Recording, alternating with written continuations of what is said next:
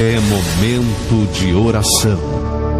Vamos todos falar com Deus. Eu te adoro, meu Jesus, doce mistério do meu coração. Como um Deus tão grande e soberano, se faz pequeno em pedaços de pão.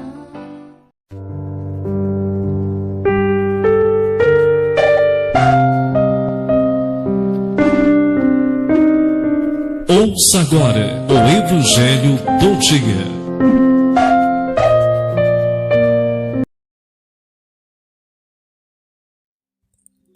Em nome do Pai, e do Filho, e do Espírito Santo.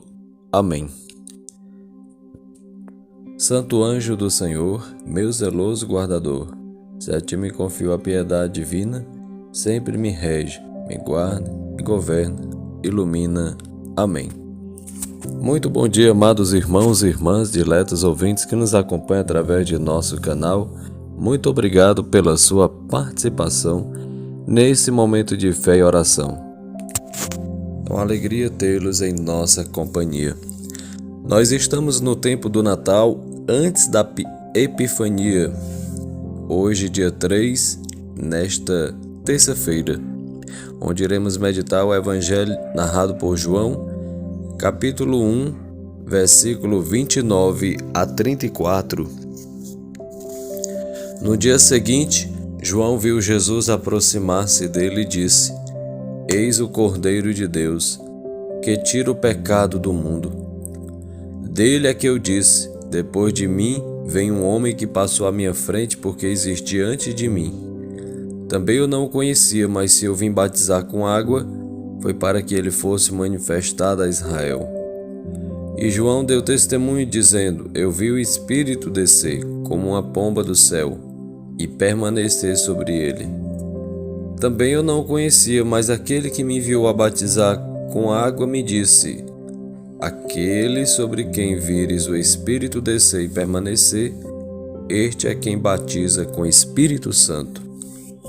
Eu vi e dou testemunho. Este é o Filho de Deus. Palavra da salvação, glória a vós, Senhor. Nestes dias nós estamos ouvindo falar sobre João Batista, que tinha a mesma humildade em relação a Jesus. Talvez a tivesse um pouco mais, porque se tirar as sandálias já era um ato humilde. Vejam que ele não se considerava nem mesmo digno de lhe desatar as correias das sandálias. Para ele não seria um ato humilde, mas uma honra sem medida alguma. Isso mostra a que ponto João Batista era humilde e a que ponto Jesus era digno de honra, claro, porque João sabia que Jesus era o Filho de Deus. E nós também sabemos, pela fé evidentemente, e essa fé nos torna humildes face a Deus. Até pela imensidão de Deus não poderia ser diferente. E face a nossos iguais, somos também humildes? Ou nesse caso queremos descontar? Bom, se com Deus eu sou humilde, porque Ele é muito maior do que eu, sendo até infinito, eu que sou menor, mas sou herdeiro, portador do Espírito Santo, não posso fazer valer esta minha superioridade? E aqui eu coloco entre aspas. Amados irmãos e irmãs, o Batista declara a primazia de Cristo sobre ele por meio de comparação do escravo que desata a correia das sandálias do seu Senhor. Para nos aproximarmos de Cristo, que João anuncia, é preciso imitar o Batista. Como diz Santo Agostinho, entenderá estas palavras para quem imite a humildade do precursor. O mérito maior de João é, meus irmãos, este ato de humildade. De igual modo, pela primeira vez no Evangelho, se chama Cristo o Cordeiro de Deus, como nós escutamos na leitura. Este nome alude ao sacrifício redentor de Cristo. Já Isaías tinha comparado os sofrimentos do servo de Javé, do Messias, com o sacrifício de um cordeiro. Confira Isaías 53:7. Por outro lado, o sangue do cordeiro pascal, aspergido sobre as portas das casas, tinha servido para livrar da morte os primogênitos dos israelitas no Egito. Êxodo 12, 6-7. Tudo isso era promessa e figura do verdadeiro Cordeiro, Cristo, vítima do sacrifício do Calvário em favor de toda a humanidade. Por isto, São Paulo dirá que o nosso Cordeiro Pascal, Cristo, foi imolado. 1 Coríntios 5:7. A expressão Cordeiro de Deus indica também a inocência imaculada do Redentor. O texto sagrado diz o pecado do mundo, no singular, para manifestar de modo absoluto que tirou todo o gênero de pecados. Cristo, na verdade, veio livrar-nos do pecado original, que, em Adão, atingiu todos os homens de todos os pecados pessoais.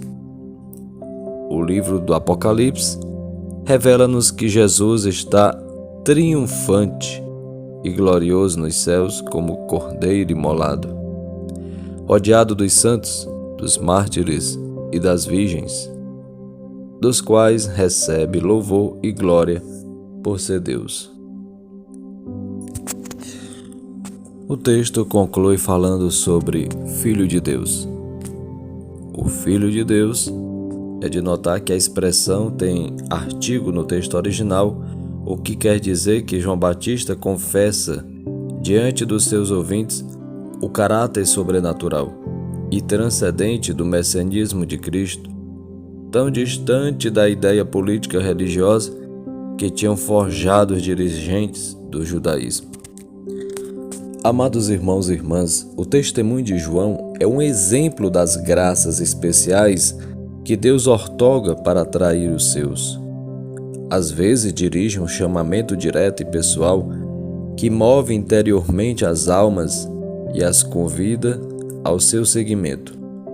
Outras vezes, como neste caso, quer servir-se de alguém que está ao nosso lado, que nos conhece e nos situa perante Cristo. No entanto, a fé cristã não se reduz a uma mera curiosidade intelectual, mas é toda uma vida que não compreenderá quem realmente não a viva. Por isso, o Senhor não lhes explica de momento qual é o seu modo de vida, mas convida-os a que convivam com Ele um dia. Santo Tomás de Aquino comenta este passo dizendo que o Senhor fala de um modo elevado e místico, porque o que Deus é na sua glória ou na sua graça não se pode saber, senão por excelência, pois as palavras não conseguem explicá-lo. A esse conhecimento chega-se pelas boas obras. Ao convite de Cristo obedecer imediatamente como prêmio viram. De que modo? Pelo recolhimento e aplicação da mente à contemplação das coisas divinas, pelo querer saborear a doçura de Deus, pela sua assiduidade na oração. A tudo isto convidou o Senhor quando disse: Vinde e vereis. Tudo isso puderam alcançar os discípulos quando, prestando atenção ao Senhor, efetivamente foram e puderam conhecer por experiência pessoal o que só com as palavras não teriam podido entender. João Batista é um modelo que aponta o caminho do Senhor. Que sejamos também testemunhas fiéis, perseverantes, confiando na graça de Deus. E eu te abençoo em nome do Pai, do Filho e do Espírito Santo. Amém. Tenham um santo e abençoado dia e até amanhã, se Deus quiser. Não esquece de curtir, de deixar o seu comentário, de compartilhar com seus contatos, tá bom? Muito obrigado a vocês e até amanhã com a graça de Deus. Salve Maria!